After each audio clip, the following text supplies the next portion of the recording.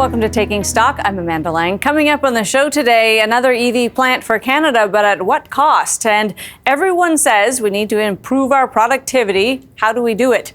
Plus, the effort to attract foreign grocers to Canada and why that is so hard. That's all ahead. First, for the week that was in business, it's time for the briefs. Honda's plan to build electric vehicles and batteries in Ontario is being billed as the largest such deal in Canadian history. Honda becomes the third international automaker to announce plans to build in the province after Stellantis and Volkswagen were promised billions in incentives to produce next-generation vehicles and batteries there. Canada's Competition Authority is throwing a wrench into a massive agriculture merger. It said it found major competition issues with U.S. grain handler Bunge's planned acquisition of Viterra, a $34 billion transaction that would create a larger rival for giants like Cargill and Archer Daniel Midlands. It said it saw harm for grain purchasers in Western Canada and canola oil producers in Eastern Canada if the deal is allowed. A global agreement on managing plastic pollution took a step forward this week. Delegates from 176 countries met in Ottawa to try to reach agreement on what's aiming to be a set of rules that will govern how plastic is produced, used, and recycled. The goal is to have a final treaty in place by the end of this year. In Canada, rules announced this week require plastic producers to detail the plastic they put into the market in the form of a new registry with new responsibility for its whole life cycle. Wildfire season has started early in Canada as drought conditions across much of the country set up for another bad summer. Residents of the First Nations community of Cold Lake near the oil sands in Fort McMurray were ordered to evacuate this week.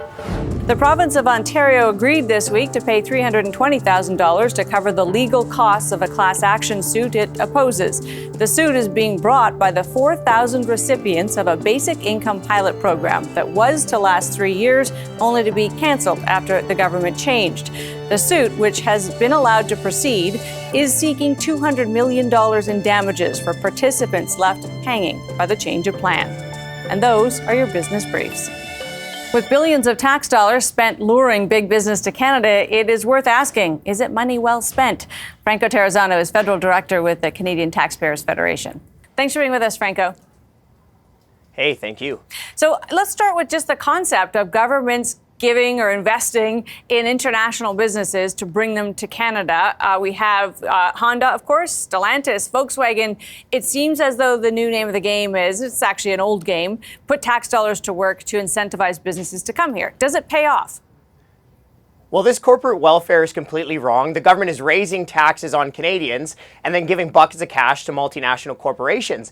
And let's really put this into perspective with the recent capital gains tax hike in the budget and the other tax increases that we've seen, okay? We've seen the government take more money from like family-owned businesses who are putting their neighbors to work. We've seen the government go after doctors who are saving for their own retirement after saving lives, their own careers. And we've also seen the government with its tax hike discourage entrepreneurs from doing tech startups here in Canada, and now turning around and giving buckets of cash to the boardrooms in Germany and Japan.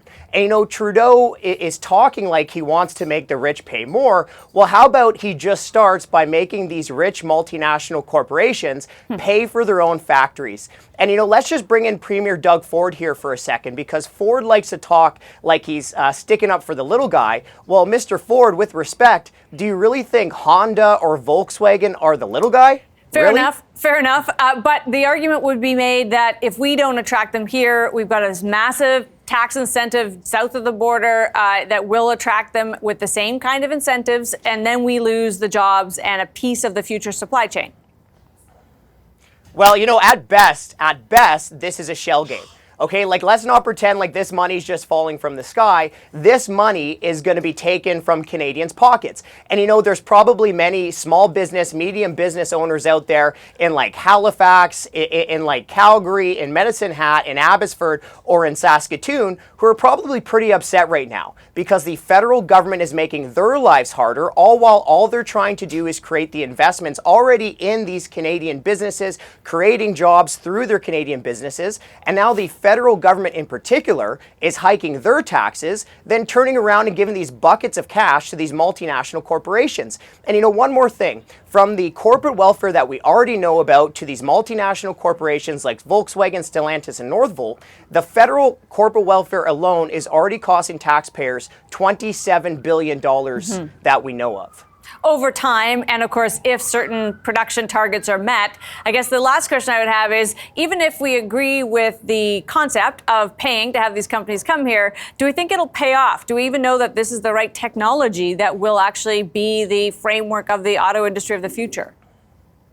Well, these federal politicians and bureaucrats, they like to promise Canadians the moon, but the parliamentary budget officer is already saying, well, hold on now. When the Volkswagen subsidy was announced, you have these politicians saying, well, you'd get the money back in like 5 years. Well, the PBO is saying not so fast. Their break-even point is like 15 years from now. So, I think Canadians will get the money back, probably never, but at the very least 15 years from now. And, if the federal government really wants to grow the economy and make life better for Canadians and Canadian businesses, they should be cutting taxes for all Canadians so that every single business in every single region of the country and every single sector of the economy can actually invest in their own businesses that are already here in Canada and create more jobs for the neighbors in our communities. Franco, great to have you with us. Appreciate your time today. Hey, thank you. Franco Terrazzano is Federal Director at the Canadian Taxpayers Federation. Still ahead, how can a government boost productivity without doing more harm than good? Stay with us.